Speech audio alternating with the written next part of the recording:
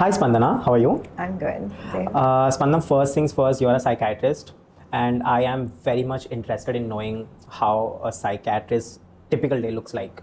Right? So I want to understand, how do you start your day? How does your typical day start? And since you have your own clinic as of now, I want to understand the whole aspect of it. So when do you wake up? What do you do? How do you go to your clinic? Everything. So I work with Dr. Srinivas, and we have two clinics, one in Jubilee Hills and one in Kokatpally. You're the founder? Yeah, I mean, Dr. Srinivas is the founder, but we collaborate together. Oh, okay. All right. But in terms of how my day looks like when I wake up is, first, I like to start my day with meditation. Okay. So I think that's really, really important. Kind of calms me down, gets me focused. Then I do a lot of cardio for about 30 to 45 minutes. Mm-hmm. And then after that, I like to do my yoga. And, this takes about like an hour, hour and a half. The mornings I leave kind of for the fitness, the mental health, and kind of like so that I can be balanced throughout the day. Mm-hmm. So as a psychiatrist, you meet a lot of stressful moments in your day because you're dealing with people who are really distressed and stressed out. So I like to start my day out that way, and then, you'll have a list of appointments for the day. So, we have the consultations and then some extensively, sometimes you can get into counseling. And then we do a lot of rTMS, which is repetitive transcranial stimulation. And in those, it's complicated. So, you'd have to really, I try to tailor the treatment according to each person.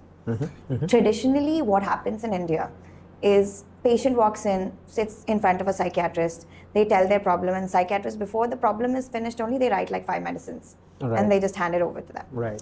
So something unique about my journey as a psychiatrist has been that I'm not only a psychiatrist, but I'm also a psychologist. Oh. I did my bachelor's in psychology, did my master's in psychology, did my MBBS, and then my MRCP from Royal College of England. So I've covered the medical aspect of the brain, as well as the emotional aspect of the brain. The philosophical aspect of it. Yeah. So I like to see a person holistically. So, when you come to me, it's not going to be just about writing a bunch of medicines. I'm going to see what do you really need in terms of support, and what are the newest technology or advancements in medicine that I can give you with a lot of counseling and psychological support. So we'll have a tailor-made system where the treatment is tailor-made for that person. You have mentioned lots of things. I'll break it down one by one. The first thing I want to understand is, I've been listening about meditation myself, and trust me on this, at times when I'm extremely stressed out, I did try myself doing meditation. It really helped me a lot. But I just want you to reiterate again the importance of meditation, how exactly it helps you out, because coming from you would be a relief for everyone, and I'm sure people would try to follow it as well. So how does exactly meditation helps you calm down, and how does it further propel you throughout your day?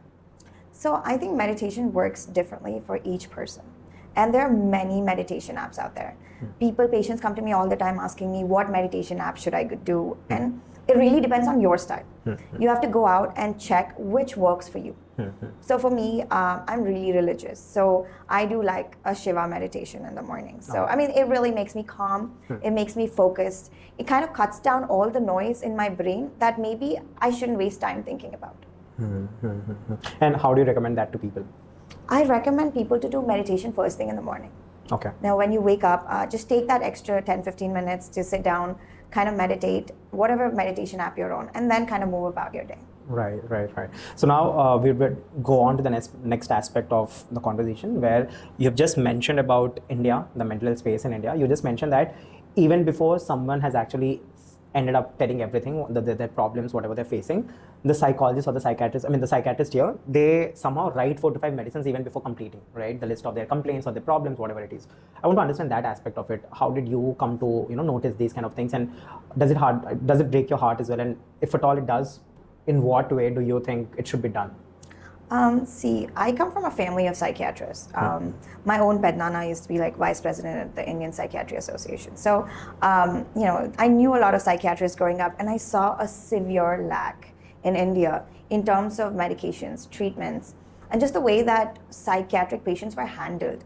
I felt like there was not a lot of respect given, not a lot of empathy shown to the patients. I'm talking about back in the day, 20, 30 years ago. And the social labels were really bad. If somebody just came in and had a mental issue, it was seen as if this person was completely never going to get better, and they were just kind of stigmatized.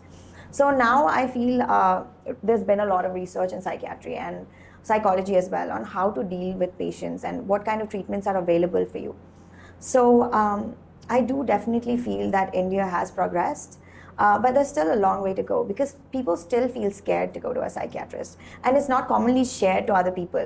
I mean, we are getting a lot of patients for sure, so there has been a lot of awareness, but I think that those patients would not go out and tell their friends, I went to a psychiatrist. So right. I think that's the difference. Right. I want to understand, you have studied completely in US, right? Your education was completely in US. And of course, when we talk about a country like US and UK, because you have studied in both the countries, who has done her psychology bachelor's, who has done her master's in psychiatry, and from prestigious universities like Harvard and then Royal University as well from England. I want to understand, when you look at the spaces that those countries are in their particular mental health space and the space that India is in, mental health space as we speak, what difference do you see? Like, how do you see the infrastructure different in terms of mental health when we talk about India and when we talk about these developed nations like UK or US? First thing I see in the UK or US is the amount of research surrounding mental health, neurology, in terms of medications, in terms of innovative treatments like the rTMS. A lot of research going on abroad. In India, not so much. Second thing is that attitude that mental health is like doesn't exist still is in India, that like it's not a thing. Even though people are like, oh, there's no such thing as depression, just right. You'll get over it. But there is such a thing as depression. It's very closely related to how your neurotransmitters are reacting in your brain. It's just that it can't be easily measured. So if I have a liver or a kidney disease, I can just go get tests and the enzyme levels will be off and I can be like, yes, you have liver or kidney disease. That's not the case with psychiatry because we can't really measure the neurotransmitters in your brain, right? Right. So organically we can't tell you, yes, for sure you have depression. So we have to kind of go with your symptoms. So some people are like, oh no, it's not a real thing. But obviously for the people suffering, it is a real thing. Right. Like, right. I mean, if they can help it, why would they even come to us? Right. I want to get into depression. I want to get into that subject. You just mentioned very beautifully that when someone is depressed, it depends on how their neurotransmitters are working or how they're functioning in their brain. So I want to understand this aspect of it. What depression exactly is about? See, depression in terms of a chemical imbalance could be your serotonin, your dopamine, your noradrenaline. These neurotransmitters could be low in your brain. And that could really cause you to have less energy, less motivation, less interest in life in general. You're just sad. There's just no energy, no motivation to do things. And sometimes it just comes randomly. Like it could be an organic thing where your neurotransmitters go low. And, you're depressed, but, there might not even be a trigger. And most people don't understand that. Most people don't understand in India that these are all very organic in your brain diseases. It's just that I can't open up the brain or I can't, show you that these levels are down this much. When we practice in general medicine, it's very easy for us. And even when I took psychiatry, coming from a family of doctors, my mom was like, why would you take psychiatry? I mean, anything else. And I was like, well, this is a branch where the level of burden of mental disease is so high. I mean, the pain you feel is so high. It's harder than even physical pain. And there's no one really coming out and talking about it as much as they should. Right. When we were talking about the infrastructure of mental health in US, UK versus India, I understand that the research part is done there great, and here in India somehow when we talk about mental health it's completely absent and people don't want to talk about it as well. But then I want to understand, how did these developed nations have cracked the code where they can make mental health taboo free, where mental health is widely spoken, where there's no hush-hush voices around mental health? How did they tap into it? Did you ever wonder, like, how did these nations have come to this space of maturity when it comes to mental health versus India, where we are all trying very hard? There are lots of conversations going on. It's not that India is not doing anything. There are lots of people who feel responsible to share their journey, to share their mental health journey in general, and then also help other people understand why is it important and what are the things that they have to be doing. But I want to understand, how did these nations have cracked it, and what is India lacking as of now, and how do you think we can reach to that levels of maturity? I think it really has to do with culture. Okay. Right. In culture, every culture is like the US, UK, the Western culture is very different. The Eastern culture is very different. Right. And there's some advantages and disadvantages in both. Right. When you talk about Eastern culture, like India, Asia, they're all a very cohesive culture. Like, people are always trying to fit in, not stand out. So, when something is wrong with you, people don't want to particularly go out and say, I am out of this circle, like I'm not fitting in. So that's probably why the people don't want to talk about it. They don't want to have a lot of conversations around it. And with, of course, with US and UK, the culture, they've been standing out, they've been voicing their opinions. So yeah, I grew up in the US since I was a child. And I went to one of the best schools in the US. I went to the same school as Steve Jobs and most of the top CEOs in the world. And we were always, we were trained to always stand out. Like, people always told us, like, you don't have to fit into a group. You don't have to compromise who you are to try to acquiesce other people. And that gave us a lot of voice. Now we'll talk about the whole education system that we have in India when it comes to psychology in general. What kind of difference do you see? Because you have studied psychology in the West, and now that you're exposed to Indian, educational infrastructure coming to psychology as well, I want to understand what is the difference. Are you asking me if there's a difference in how primary education is taught in the US? So I'm talking about the educational infrastructure. Like how school? Only for only mental health, not for. Okay. I don't know. I didn't study in India, so I don't know how much mental health is taught in India in the classes. But in the US, we are taught psychology as a subject, even in school. Okay. So we do get all the basics of psychology. And like a lot of our education when I was in high school was practical. Like, there's no, like, the teacher just writes on the board and we write it down. It's all about group projects and, kind of going out and collaborating with other people. And we didn't have a concept of attendance in our school. So, like, there's no attendance. Like, if you want, and you can leave the school any point in the day if you want. Like, you'll have your card and you can leave. But our school, just people loved education so much that nobody ever left. So, and we were able to choose our classes according to our interests. Which in India, I think, like, you just have a general set, and even in the US, you have like a few general, like, you have to take, and everything else is like classes that you're interested in, that you want to take for your future. So I always knew I wanted to be a doctor, so I was taking a lot of science and a lot of biology and that kind of thing. So I think in terms of that, like, just the way that your mind is trained is a lot more free. Right. One question that I really wanted to understand is, you have completed your psychology from the foreign country, from US, from UK, you've completed your psychiatry as well. I want to understand, when you complete your education there and you're working or practicing in India, is there a difference? Because when you come here and then of course you have your certifications there, were those certifications valid here? Like, how does it work?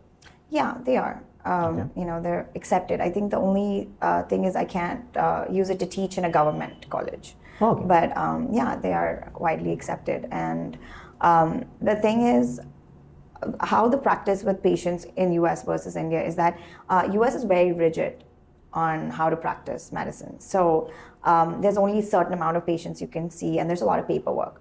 In India, it's a lot more open, right? Like, you can see a lot of patients, and there's no like a rigid structure to it, and not as much paperwork. In terms of seeing patients, the general attitude in India is that patients nowadays don't trust doctors. And patients, like, now they don't trust psychiatrists even more, because there's a lot of distrust in terms of, like, I never had to do this in UK or US where I'm telling my patients, please trust me. I want the best for you. Now it's more like, whenever I recommend them some treatment, they have in their back of their mind, they're like, oh, like, is it for a money thing? Am I being scammed? So I have to sort of like really try to get the patient to like tell them, hey, trust me, I just want the best for you. And these are the treatments that I think that will be the best for you. So, why do you think this is happening? I mean, when we talk about a general setup of a doctor and a patient, the primary thing that anything should be there in that particular room is trust, right? That's like the primary thing. When you enter a doctor's room, the primary thing that you have to enter with is with trust. But then why do you think this is happening right now? It's not my place to comment on anybody else, but a lot of people do come in, the patients do come in with experiences saying that, I was exploited for money from many doctors, making me take a lot of treatments that I didn't need. So there is a lot of distrust for sure in terms of how the patients just view the doctors nowadays. And it's very hard for somebody who's been out of the country to deal with that, because we're not used to that, because in the US everything is paid by insurance and UK is the government. So we're not used to the patients kind of showing that level of distrust. So we have to sort of like make them comfortable. We have to kind of make them understand why we recommend whatever treatments we recommend. Right. And I'm sure this is really a tough job to do as well, right? I mean, you telling them what to do and then, making sure that they trust you and then you go by it, etc., etc. I understood that part, but then one thing that I really want to know from you is that you have chosen psychiatry, you have chosen psychology. Of course, you are coming from a background with lots of psychologists and psychiatrists yourself, but I want to understand what has made you choose this stream? Why did you, out of everything that you could have chosen psychology or psychiatry? It's been a hard journey for me personally. Like, I've had a lot of personal setbacks where I myself have gone through depression and anxiety.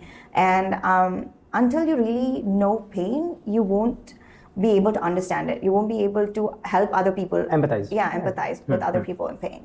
So I just really felt that mental health is something that is widely ignored in India. And people brush it away. But when they actually go through it, they understand the burden of it. They understand the pain of it. And it's a lot easier to help other people when you understand it yourself. Right. Now I understand, because the primary question that I had in my mind when I've gone through your profile was that you are a psychiatrist, you're a psychologist, studied from prestigious universities such as Harvard, such as Royal University. I really wanted to understand, like, why is she here in India, right? Because when we talk about psychologists in India, they are paid peanuts. I'd be very blunt on this. They're paid peanuts.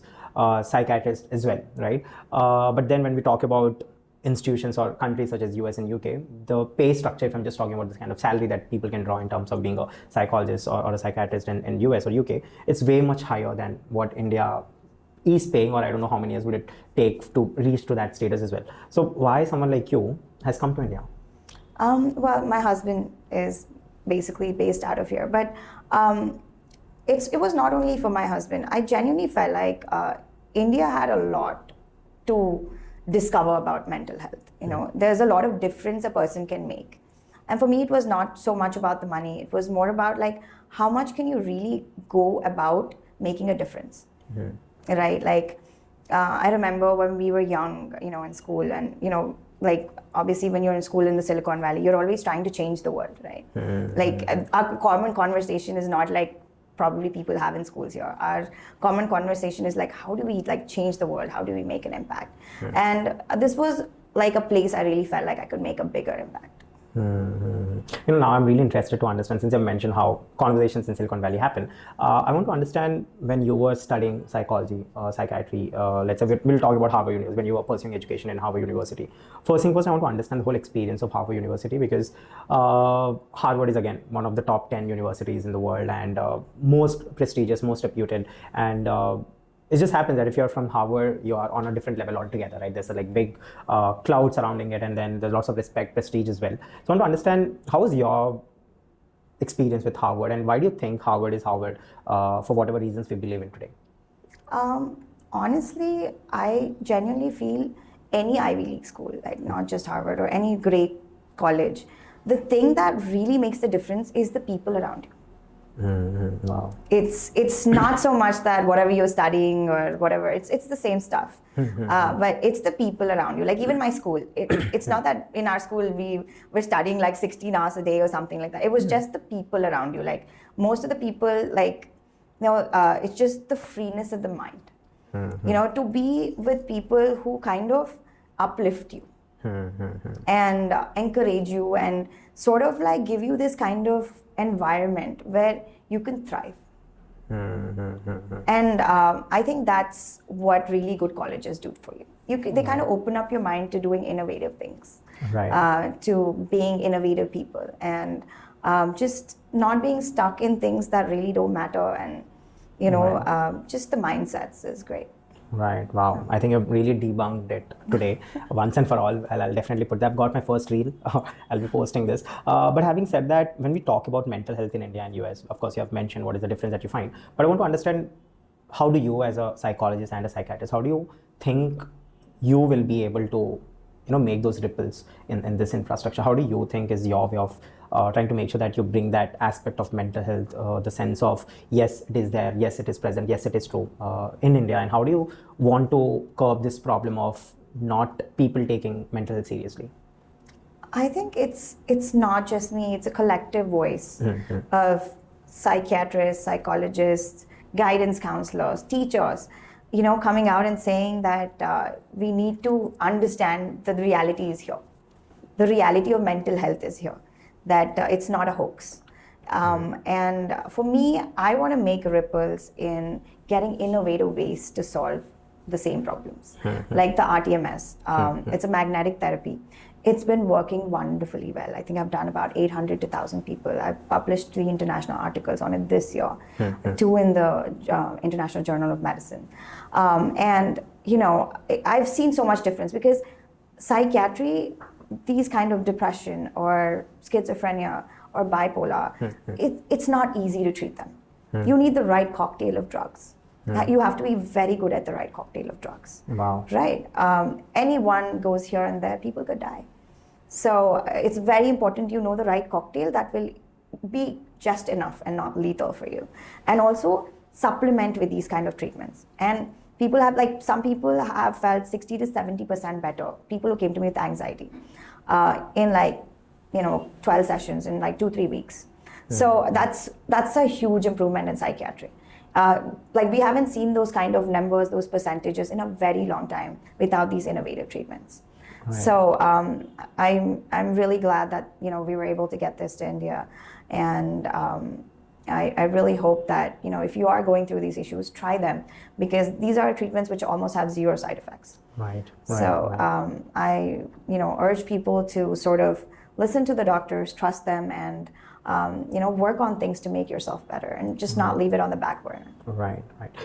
I want to definitely understand the therapy more.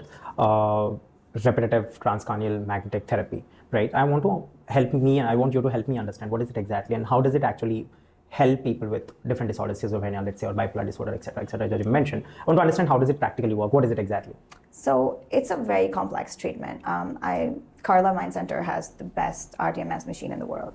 And so basically, let's say for depression, we'll take that as an example, because for every disease, we'd have to place it at different parts of your brain. Okay. So I'll get a little bit more technical here. I'm not sure that this will be my masterclass. People will understand, but so let's say for depression, we would place it at your dorsolateral prefrontal cortex. Okay. And at that point, if magnetic waves come, and they'll enter your brain, what they will do is they will increase your synapses in your neurons. That's very good for you in terms of being able to release more neurotransmitters, and having extra synapses works better in improving your mood. So that is for depression. So each, let's say OCD, then will target a different area of the brain. So it's a very complex treatment, and a person really has to be trained in it for a long while to understand how to do it for people. And psychiatry is not simple. People just don't come with depression. Usually they might come with comorbidity of anxiety, or maybe schizophrenia, or bipolar. It's not a unipolar depression, they can have a bipolar depression. So it's very complex. So usually in psychiatry, you're not just treating one disease. There's a lot of comorbidities. So. Wow. This sounds really very technical that I've mentioned, but I really got it. I've done my research as well, and I'll try to make sure that this reaches to people as much as possible. But having said that, I now want to get into your end of being this person, because I understand that no matter what you are, no matter what you study, you become a certain person once you experience certain things, right? And once you're done experiencing, you have to navigate through it. You have to sit with those problems, sit with those solutions that you might have come up with, maybe temporarily, all permanent, and you have to work on it so that you become this person altogether. When we look at psychologists or a psychiatrist, I believe that the first thing that they're required to be a psychologist or a psychiatrist is to make sure that they are empathetic, right? That's the first thing that's the first quality that anyone such as your caliber must have, right? But empathy doesn't come naturally. It has to be grown over the period of time. And with the things that I've mentioned, with the things that I've also written highly about the problems that you have faced in your own life, because of which you have become this person, I want to understand that part of yours. How are you shaped to be this Spandana today? See, probably I had a pretty privileged upbringing. I was an only child. My father was a director of HSBC at that time. And I grew up in Silicon Valley. And I just, I was pretty happy-go-lucky. And probably if you ask me if I had empathy at that time, I would say, of course, of course I had empathy. But I think that later, the things I have faced in my life just made me realize that, pain gives you a lot of depth. Going through a lot of pain, maybe you don't realize it when you're going through it, but afterwards you realize that pain gives you a lot of depth. And it also really makes you feel that you don't want other people to feel pain. Because you felt it yourself. So, you want to, that eagerness to help other people going through pain increases a lot for you. So I think that really shapes you. And I think a psychiatrist really needs that. They need that depth. They need that life experience to really be like a good psychologist or a psychiatrist. I mean, I'm not discounting, budding psychologists or something, but really having a lot of life experiences, doing a lot of diverse things other than just your profession, or having a lot of diverse kind of life experiences really gives you that edge to kind of help people a lot more. Right. And now we get into the problems that you faced in your real life. Yeah. What has changed? What has changed you as a person? And when you talk about pain, I really understand where you're coming from. I really understand with each vocabulary you're putting after pain, I can understand that how much you must have gone through and what has made you to be this person. So I want to understand, if you're comfortable, to let us know what has caused you pain for yourself, and how did you channelize that in order to be a person where now you're utilizing the same pain in order to understand someone else and help them better. Yeah, so I was married before. This is my second marriage, and I was married at a very young age, and I had a very, very abusive relationship where I was physically, mentally abused hundreds of times, and it really gave me a lot of perspective on toxic relationships. And for me, the abuse was not just that, okay, like somebody is physically abusing me, but there was a cycle to it. Like, my partner would hit me, and then the next day would be like, oh no, I love you, I can't live without you, and then sort of like drag me back into that cycle again. And then again the abuse would repeat. So I recognized a lot of patterns in that. And this went on for a long time. And, my family was like, oh, it's okay, it's just his drinking, get him counseling, he'll be better. Counseling happened, nothing got better. So, I really recognized what toxic relationships looks like, what the pattern looks like, what toxic personalities look like. And there were points where I could have just broken down. But I realized that that's not me. And I finished my medical school and did my master's and in psychiatry, and I wanted to pursue this kind of I wanted to pursue this line because I really felt the burden of mental disease. Right. I'm really sorry for whatever you've gone through. I can only understand because I have a sister of my own, and I can really come. Of course, I have seen my mother, my sister, and I really understand how does it feel when you are in a toxic relationship and how much everyone would want you to be happy and safe at the same time. And I think this is one thing that we all do it, expecting something to change for better tomorrow. But thankfully, you've recognized the patterns that no matter how many days you have looked forward to, that tomorrow might be better or day after might be better. I think I'm really glad that you've come out of that cycle, because sometimes not everything can be the kind of optimism that you look forward to. It might not work in that way. And for someone like you to change the narrative, to come out of it is a very big thing again. But after coming out of that particular aspect of your life and then making it so much bigger, better. Today you're writing journals on, international journals on mental health, and you're focusing your entirety on how can certain therapy can actually help people. I think this is really amazing, and trust me, I can completely understand with all honesty, the kind of work that you've been doing, the things that have happened to you, and the way you are here. And I'm really, really glad that we are under the same roof today discussing about mental health and you. Huge respects, and this is not because you're on the podcast. I'm being very honest. I've seen people myself who have destroyed themselves, who have gotten destroyed in these kind of relationships. And I think in India particularly, I wouldn't say any other country wouldn't have it, but I think in India particularly, there are many people who are into this space, the toxic relationship space, the domestic violence space, but they really don't understand it. They feel it's natural. Even today, I've seen people in many families who think that domestic violence is normal.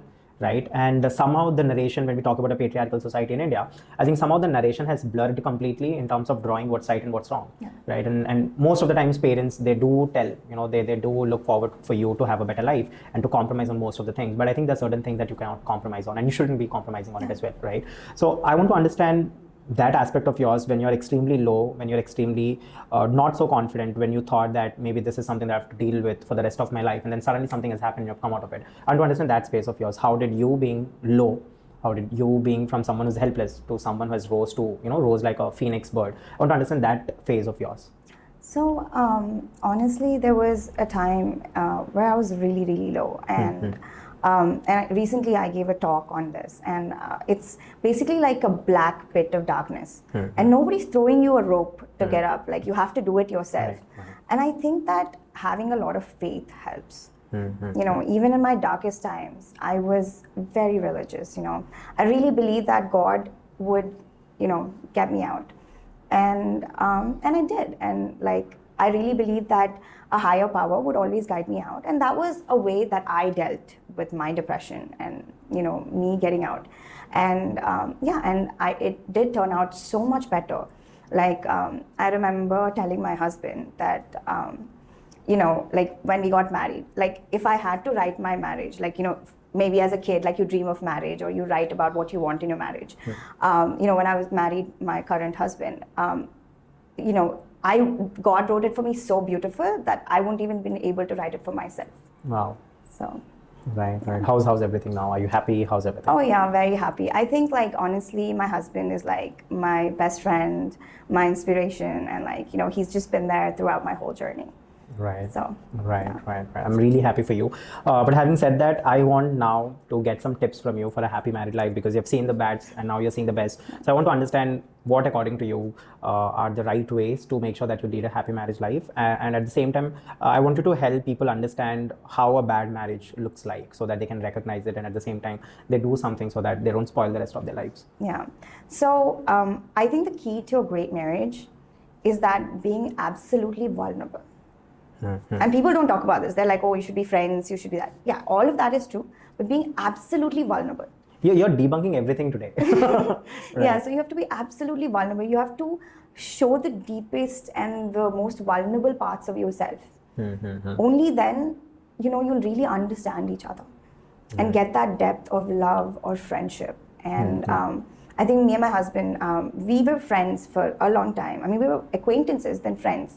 Then we were in a relationship and then got married. So we knew each other for many different phases of our lives, like throughout a decade or more. So we really understood each other well. And, we were very open, being vulnerable with even our most vulnerable moments. And marriage is about breaking 1,000 times and then starting over again. That's really wonderful. Having said that, I want to understand, how's your relationship with your parents now? You know what? It's a lot about forgiveness. Wow, that's powerful. It is. I could hold a lot of resentment. Exactly. But having that forgiveness, I have a great time with my parents. I just came back. I was on a 20-day vacation with my parents and my son. And I have a great time with them. And, I can hold on to this my whole life saying, yeah, you were not there for me when I needed you. Or I can be like, hey, it's okay, you're my parents and I love you. And, let's just, go about our day. And, my parents are giving me a lot of support. They're great grandparents. And I have a great relationship with like all my family and my in-laws. I would like to mention how my in-laws are, because my in-laws are like the most liberal people I have met in India in terms of anything. Like they just accept a person as they are, like just pure heart. Right. I think it's, when we talk about great marriages, I think, especially if it's arranged marriage or love marriage, any marriage, I think it depends on how your in-laws are as well, right? Because at the end of the day, I'm not talking about validation, but you seek acceptance, right? And as you mentioned, when your in-laws have accepted you for the person you are, I think that's something very magical. It doesn't happen more often. I've seen that it doesn't happen. It was like this. Wow. The minute I met my in-laws, they're like, oh, you're a doll. And I was like, okay, thank you. Wow. So yeah, I mean, I just think obviously my in-laws are such great people. So they've been able to raise somebody as inspirational as my husband. Right. So Right. Now that you have spoke about this, I want to understand that, of course, you did not have resentment towards your parents, but I'm sure it must have taken time, right? But now I want to understand, when did you have that tough conversation with your parents? Like, of course, no matter how much resentment you don't hold or you hold, there will be a point where you have to talk it out and sort things out, because at the end of the day, I really vouch it. I watch it every time, even if I'm asleep, if I'm awake, no matter what I do, I tell that the key to any relationship is communication. Your relationship depends on how you communicate. You might be communicating, but if you're not communicating it right, it will fall apart. So it's about how you're communicating. It's about whatever you're communicating, how is it exactly projecting onto your partner, and how are they interpreting it, and what kind of tone are you talking. So it all depends. So I vouch for communication, a healthy communication. Having said that, I want to understand, how did you do that with your parents? I think that this is something that, way after the fact, right? Of course. I mean, it must have taken lots of time. I mean, once, you're already in a good zone, you're married again, you have kids, and, you kind of go back and say, hey, I kind of needed you that time and you were not there for me. But it's okay, because, I understand that maybe you had a perspective that I did not understand. Right. And maybe that's a way that you can kind of put out that your disappointment instead of blame. Wow. Yeah. You're giving me quotes. I'll be writing quotes from now on. But having said that, Spandana, you're really an amazing person, right? I mean, of course, I didn't know you before, but now that we had a conversation, I think I really know you now for a very long time. But having said that, I want to understand, what do you think are, let's say, if you can define yourself in 3 words, how would you define yourself? I would say loving, caring, and ambitious. Oh, great. But having said that, now I'll get into the main aspect of our podcast, which is, what do you think life is all about? So let's say, if I can ask you this question, like, what do you think life is all about after you living for more than 30 years gracefully? What do you think life is all about? Well, life is all about love. I mean, not just love for your husband or your partner. Love your children, your parents, love for nature, love for traveling, like basic Oh, the love. I know where you're getting, yeah. Please. Yeah. I mean, I travel a lot. Yeah, I know. Just love in general, the love for life. And that's beautiful. Right. Now we'll get into your traveling. You travel a lot, envious. On camera, envious. Like, I'm like, oh my God. You were an ardent traveler before or after? Like, at what age did you try traveling? And I'm sure there are lots of things that you learn while traveling, right? I think I've been a person who has not tried traveling much earlier in my life, but after I started doing it, there's no going back. I really feel that I should have started traveling way before, because it has taught me many things. I think the first time I boarded a flight, going into an airport, boarding a flight, I think it was 7-8 years back. It was a small vacation with my parents. But I've learned so much, just before boarding the airport, or just when I was in the flight, I was like, I've learned half of the things from life, right? I've already was knowledgeable, and I was like, oh, wow, this is it. This is how the world feels like. The day you land on a different country and you're trying your way out, you're talking to people, you're trying to understand their culture, what is right, what is wrong, where to eat, where to not, etc. I think it teaches you so many things, right? So I want you to help me understand, what has traveling helped you out with, and how did traveling shape you in terms of your personality as well? For me, the only time I feel like 100% alive is when I travel.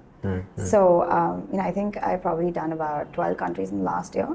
And, I travel extensively. What I really love when I travel is I love seeing people in different cultures, different habitats. Like, when I go there, I was in the Balkans recently. And, I was just talking to so many people who have like such different types of lifestyles, they just nomad travelers with a backpack for like 2 months here and there, and like, they're in Europe, and and then I just love talking to people from all over the world, and like, what kind of opinions do they share, what kind of culture do they live in, and how do they view life, how do they view relationships, and what is love like for them. So for me, so I do try to interact like with a lot of people. I mean, it's not that. Do you consider yourself an extroverted person or an introverted person? I'm definitely an extrovert. All right. There's no doubt on that. Right. Like, I'm very social. Right. But I love going out, and I mean, you find me all over Hyderabad all the time. So, all right. So I really like the thing of meeting a lot of new people from like corners of the world. And just like I love history as well, so I'm like a huge World War II history buff. The first time I landed on Europe continent, I went to the Auschwitz. A concentration World War II's concentration camps. That was like the first thing I did in Europe. People usually go to like Paris or right. England, I mean the most sorted out places. Yeah. But I hit the concentration camps. So I'm like a huge history buff. So I love history. My husband shares the same passion for history. We watch a lot of like documentaries. Yeah, a lot of documentaries, World War II movies, and we were like in Egypt. Going to all the Karnak temples and all of like, we did, rather than the pyramids, we did like all over Egypt. So it was interesting for us. Right. What has been the best place that you've ever visited till date? I mean, of course, all the places are very good. For me, my favorite is the Himalayas. Oh. I mean, I've been like... Did you like go to the summit as well? No, I didn't summit. I mean, I did do a lot of treks, but I've been all over like different parts of the Himalayas. Okay. And I just love it there. Like, it's so beautiful. The air is just magical. And there's so much to learn too. I learned a lot of astrology there, a lot of yoga, and meditation and things like that in the Himalayas. And I spent an extensive amount of time there. It was not just somewhere like I visited once. It was like I went there, lived there a couple of weeks, and explored a lot. Right. So having said that, now we'll get into your motherhood, since you're a mother now. And last time I think I have had a guest and I asked her which is harder. She's a singer. She's a great singer, Bhargavi Pillai. Do you know the song Pappu Kan Dance Ala Aditi? Yeah. She has sung the songs. So she was here and I asked her what is tougher for her, being a mother or being a singer? And she told being a mother is much more tougher than being a singer. So I want to understand from you. You are a psychologist, a psychiatrist. What is tougher to you? Being a mother. Really? 100%. Right. But why is it cute? Because see, I feel that, of course, I don't have kids, so I find other kids very cute. Why is it tough? Being a mother makes you confront all the weaknesses in your personality. Wow. That's the smartest thing anyone has ever explained or told me. Please explain. So, there's a certain image of yourself that you have. And when you become a mother, you're challenged. Wow. You're challenged physically, mentally, emotionally. And then, you really, where you're weak, where you can be failing. And, learning that, it's a journey of learning motherhood. Right when you think you have it figured out, a new challenge is thrown upon you. So it's really about confronting the weaknesses in your personality. That's motherhood. Right. What do you think you have confronted? I think all the negative things about my personality. I can be impatient at times. I can be frustrated at times. And then, just learning how to deal with overwhelming love for another human being. That's very difficult. Right. Yeah. Now you've learned it all? No. Or are you in the process? I think that I am like just beginning, but I think it teaches, like, I think being a parent is worthwhile, not only for the experience of having a child, but just it teaches you a lot about yourself, right? Right. And a lot about your relationship with your partner too. So. And now that you and your husband are now father and mother to this wonderful kid of yours, how do you look at him as a father? How many points would you give him as a father? I would give him 10 out of 10 for love, 0 out of 10 for discipline. So my husband's a very indulgent father. Like, he never wants to discipline his kid, but in terms of love, he's like a very loving and caring father, which is nice. Right. Spandana, since we spoke about all these things, one thing that I've seen that you're working on is currently on a very special book, which is very close to your heart. I'd want to know about this book. So I think I want to talk about my book, Rising from the Shadows. And this book is about toxic relationships. So what kind of patterns do we see in toxic relationships? How can people... Do you have the book?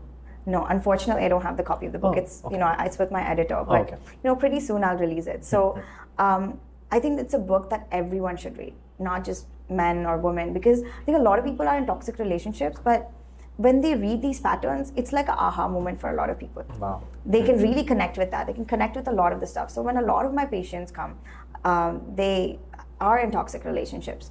And when I tell them these kind of signs, when I tell them these patterns, it's like an aha moment for them. So they really connect with it. So I thought, why not? I've gone through this myself, and I want to help other people understand what they're going through.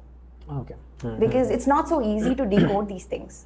See, as young children, our parents have probably brought us up to think that you should be good, everyone around you are good.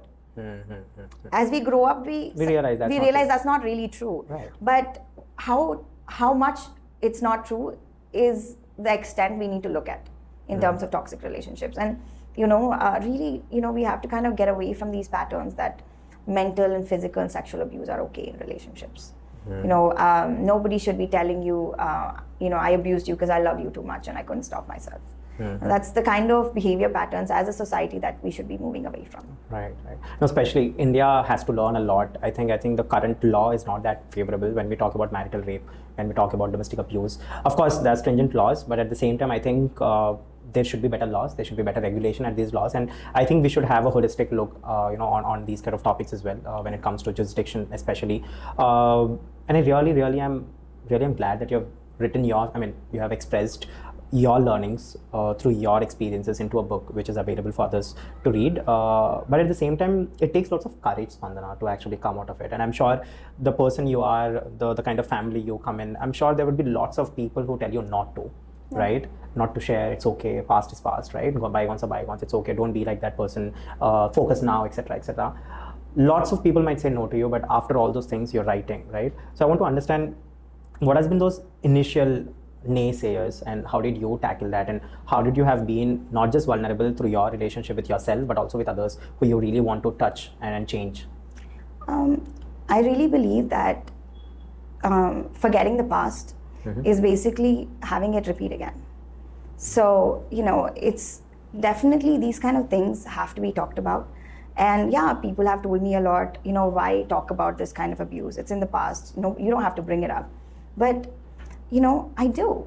I need to go out there. If a woman like me is going out there and saying that this is wrong, that this shouldn't be happening, and that people should take action against it, my hope is that even if it convinces one other woman to get out of this kind of relationships, or even a man, like one person get impacted, then I've done my job. Right. Then I'm satisfied. Right. I'm really glad that you've written. But having said that, since we're speaking about abuse in general, domestic abuse is something that people are aware of. But then one thing people are not aware of is sexual abuse. In relationships, either getting married or before getting married, there are lots of things that's happening these days in terms of sexual abuse, and people think of it as normal, right?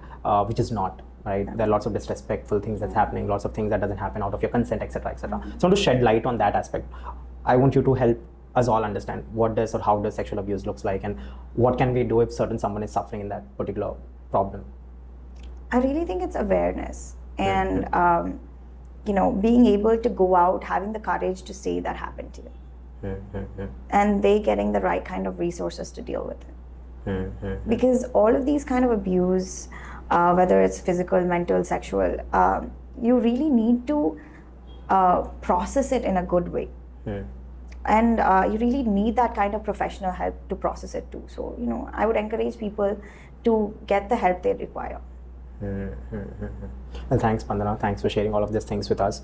And I can only wonder what kind of pain you must have gone through before writing this book. And even while writing, I can assure that I completely understand that each and everything must have come to your face, and you must have, broke it down scene by scene, and then have to interpret how you felt, and then interpret how your audience would feel, and at the same time you have to make sure that it's written in a way so that they can understand. So I can really feel someone who has suffered and then write the suffering in a book to make sure that people are aware of it. I think it takes lots of guts and courage. So I'm glad that there's someone out there who's doing this. Really happy about it. I'm really looking forward to the book as well. I really hope I get a free. No, I'd buy it, I'm sure. I'll really no, buy it. I can give you a free side one. When is it launching? I hope pretty soon. I don't have a date yet, but I really want to release it this year. Right. Please give me that book whenever it gets launched. I'll put it here in my bookshelf so that any other guests, whenever they are here, if there's a power outage, I'll probably give the book and ask them to read it. Oh, nice. All the best for that. I'm really looking forward to it. I hope it reaches lots of people. But now, since we have spoken about all these things, I want to understand, what are your goals from here on? What is your ambition? What is in it for Spandana from here on? Honestly, my goal is just doing the work I'm doing. I mean, it's really getting out there and destigmatizing mental health in India, going out there, teaching people about toxic relationships and, how to be aware of them. and how to be aware of personality disorders. And I just hope to kind of spread these messages across. And of course, treat my patients and see them happy. Right. You forgot about Pulse X Nation. Well, that's a secret. But having said, it was great having you on the podcast, Spandana. But before we end, I'd want to take some time to let you know what we do. So we are a podcast, but apart from being a podcast just restricted to a studio room, what we're trying to do is all of our guests, we want to make sure that we go out as well as and do certain impactful things, right? So since you're here, what we generally do is whenever a guest comes, we make sure that they do something philanthropic with us together to make this world a better place. I have written a couple of philanthropic dares here in this placard, 1 to 4. What you'll have to do is you'll have to choose a number between 1 to 4, and whichever number you choose, whatever is written after the number, you have to perform that, right? And I do this only because I know that most of our guests, they're all privileged, they can do this, and they also have the heart to do it, but sometimes they just get lost in their lives and they don't have much time. But I believe that with this philanthropic dare, they will have that urgency, they'll have that sense of doing it, and I'm sure you'll be very happy doing it. Are you up for it? Yes. Really? Cool. So I have written 1 to 4 numbers and the dares along with it. Choose a number, and whatever number it is there. 2? 2. Oh, cool. It says volunteer time in a government school. Or any school, not just a government school, where you'll have to talk to kids and inspire them, right? And having said that, it was great having you on the show. Thanks a ton. Thank you so much.